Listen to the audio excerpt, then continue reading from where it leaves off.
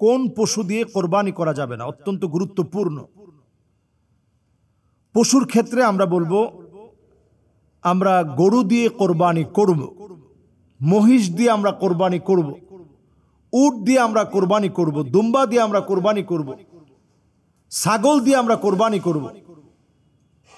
কিন্তু কোনোভাবেই গয়াল জাতীয় যে গরুগুলো এখন বাজারে পাওয়া যায়, এবং আমাদের দেশে দেখবেন ধনী শ্রেণীর মানুষের কিউরিসিটির কোনো শেষ নেই, কোনটা রেখে তিনি কোনটা কিনবেন, কোনটা কিনলে দামের তুলনায় ওনার মানটা বেশি হবে। মানুষ মুখে মুখে বলবে যে বাপরে বাপ একটা গরু কিনছে।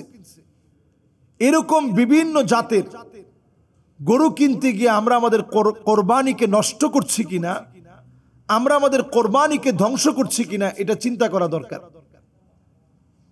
এর মধ্যে আমরা কোরবানির পশুর ক্ষেত্রে গরুর বয়সটাকে আমরা নির্বাচন করব যে 2 বছর পূর্ণ হলো কিনা, দাঁত দেখে এরপরে আমরা কিনব। লক্ষ্য রাখবো নাহা রাসূলুল্লাহ সাল্লাল্লাহু আলাইহি সাল্লাম আইয়ুদহিয়া বিমুকাবালাতিন ওয়ালা মুদাবারাতিন ওয়ালা শারকা ওয়ালা খারকা ওয়ালা আওরা। নবী আলাইহিস সালাতু ওয়াস সালাম পরিষ্কার নিষেধ করেছেন কোরবানি দেওয়ার ক্ষেত্রে কান কাটা। এখন দেখবেন বিভিন্ন ট্যাগ লাগানো হয়, ওই ট্যাগের মধ্যে কানটা ছিদ্র হয়ে গেছে, এটা আমাদের খবর নাই। ব্রাহ্মা জাতীয় বিভিন্ন গরু বিভিন্ন ট্যাগ দিয়ে, এগুলো কোন নাম্বারের বংশ পরিচয় সহ সার্টিফিকেট সহ বাংলাদেশে আসে, এবং আমরা এগুলার বংশীয় গরু বলে মনে করি। এগুলোর দেখবেন কান কাটা আছে। নবীজি সাল্লাল্লাহু আলাইহি ওয়াসাল্লাম নিষেধ করেছেন কানের একটা অংশ কাটা, মাঝখান থেকে কাটা, কিছু অংশ কাটা, এই জাতীয় পশু দিয়ে তোমরা কোরবানি দিও না। আওরা, যে পশুটা অন্ধ হয়ে গেছে ওই পশু দিয়ে কোরবানি দিও না।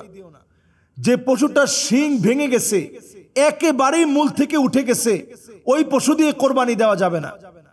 হ্যাঁ, শিং যদি সামান্য একটু ভেঙে যায়, আনার পথে সামান্য একটু ভেঙে গেছে, 2টা শিংয়ের একটা শিং অর্ধেকটা ভাঙা আছে, এটা দিয়ে কোরবানি দেওয়া যাবে। কিন্তু একেবারে মূল থেকে উঠে গেছে, কিছু আছে যেটা শিং উঠেই নাই, ওটা দিয়ে কোরবানি দেওয়া যাবে।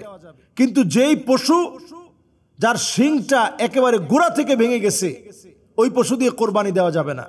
এমন দুর্বল যেটা হেঁটে কোরবানির জায়গায় যেতে পারে না, এমন পশু দিয়ে কোরবানি দেওয়া যাবে না। যেটা একেবারে একটা চোখ পুরা উপড়ানো, এমন পশু দিয়ে কোরবানি দেওয়া যাবে না।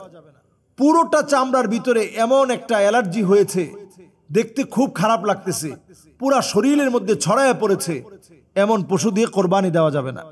কোরবানি দিতে হবে সবচেয়ে সুন্দর পশু দিয়ে। যদি পারেন সাদা রং দিয়ে দিবেন। নবী আলাইহিস সালাতু ওয়াস সালাম হাদিসের মধ্যে বলছেন যে দহা রাসূলুল্লাহ সাল্লাল্লাহু আলাইহি সাল্লাম বিকাবাশাইনি আমলাহাইনি আকরানাইন। আল্লাহর হাবিব সাল্লাল্লাহু আলাইহি সাল্লাম 2টা দুম্বা কোরবানি করছেন, যেই দুম্বা ছিল সাদা রঙের। এজন্য সাদা রঙের পশু কুরবানি দেওয়া নবীজি সবচেয়ে বেশি পছন্দ করতেন। এরপরে আফরা, এরপরে অন্যান্য যে কালারগুলো আছে, মেটে কালার আছে অথবা লাল কালার আছে, এগুলা পরবর্তী চয়েস ছিল। প্রথমে আপনি সাদা কালারটা খুঁজবেন, কেউ যদি কালাও দেয় কোনো অসুবিধা নেই। এক্ষেত্রে আমরা বেছে বেছে সুন্দর পশুটা আমরা কোরবানি করব। দামের ক্ষেত্রে যাই হোক, আমরা শুধুমাত্র আল্লাহর জন্য মন থেকে কোরবানি করব। ইন্নামা ইয়াতাকাব্বালুল্লাহু মিনাল মুত্তাকিন। আল্লাহ তাআলা কেবল মুত্তাকিদের কাছ থেকেই এই কোরবানি কবুল করবে। যে সতর্কতাগুলো বলেছি, এগুলো থেকে আমরা সতর্ক থাকব। শুধুমাত্র নামের জন্য হরিণ কোরবানি দিলে তো কোরবানি হবে না, গয়াল কোরবানি দিলে তো কোরবানি হবে না। আপনি মহিষ দেন, গরু দেন, উট দেন, ছাগল দেন, দুম্বা দেন, এই কোরবানিগুলো কোরবানি হিসেবে গৃহীত হবে। আল্লাহ তাআলা আমাদেরকে বোঝার তৌফিক দান করুক, আমিন। এবার আসুন, এক ভাই জানতে চেয়েছেন যে কোরবানির পশু ওজনে ক্রয় করা যাবে কিনা। এটা এখন বাংলাদেশে নতুন একটা ট্রেন্ডিং ইস্যু শুরু হয়েছে যে ওজন করে কোরবানির পশু ক্রয় করা। এটা একেবারেই উচিত হবে না, কারণ সবাই এখন চিন্তা করে যে কয় মন গোশত হবে। তাহলে বাজারে যদি গোশত 700 টাকা হয়, একবারে নাদুস নদুস একটা গরু দেখে কিনলাম, মাশাআল্লাহ জিতছি দামে, 700 টাকা কেজি, কিন্তু পড়তেছে মাত্র 300 টাকা। তাহলে পুরাই জিতার উপরে আছে। এরকম কেজি দরে কোরবানির পশু ক্রয় করার কোনো সুরত নেই। অনলাইন থেকে যারা কোরবানির পশু ক্রয় করেন তারা এই জাতীয় বিষয়ে বেশি জড়িয়ে পড়েন, কারণ অনলাইনে এই জাতীয় বিষয়টা এত বেশি গুরুত্বের সাথে দেখানো হয় যে এত কেজি গোশত হবে, দেখতে এমন। অনলাইনে সব বিষয় আপনি কিনবেন না। কোরবানির মতো একটা ইবাদত নষ্ট হওয়ার জন্য তো এটাই যথেষ্ট। অনলাইনে আপনি কিনলেন, এখন এই গরুটা খুঁড়িয়ে হাঁটে, আপনি দেখতে পেলেন না। এমনকি এই খুঁড়িয়ে হাঁটাটা কোরবানির দিন এতটাই নাজুক পরিস্থিতি হয়েছে যে কোরবানির জায়গায় সে যেতে পারতেছে না, তাহলে এই পশু দিয়ে কিন্তু কোরবানি করা জায়েজ নেই। এই জন্য সবকিছু আমরা অনলাইন ভিত্তিক না হয়ে সশরীরে গিয়ে আপনি আপনার পশুটা ক্রয় করার চেষ্টা করেন। এবং এই ক্ষেত্রে আমরা এই যে বিষয়গুলোতে বিড়ম্বনায় পড়ি যে এত কেজি হবে তাইলে দাম এরকম, বাস খুব জিতে গেলাম, এই সিস্টেম কোরবানির ক্ষেত্রে একেবারেই নাই। কোরবানির ক্ষেত্রে মনে রাখতে হবে লা ইয়ানালাল্লাহু লুহুমুহা ওয়ালা দিমাউহা ওয়ালাকিন ইয়ানালুহু তাকওয়া মিনকুম। কোনটাই কিন্তু আল্লাহর কাছে পৌঁছায় না, শুধু পৌঁছায় আমার আপনার তাকওয়াটা।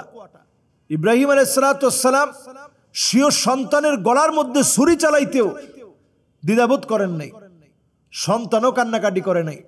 ছুরির নিচে সন্তান বলতেছিল ইয়া আবা তিফআল মা তুমার সাতাজিদুনি ইনশাআল্লাহু মিনাস সাবিরিন।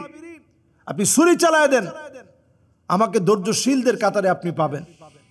তো এটা বড় একটা পাওনা, বড় একটা পাওয়ার বিষয়।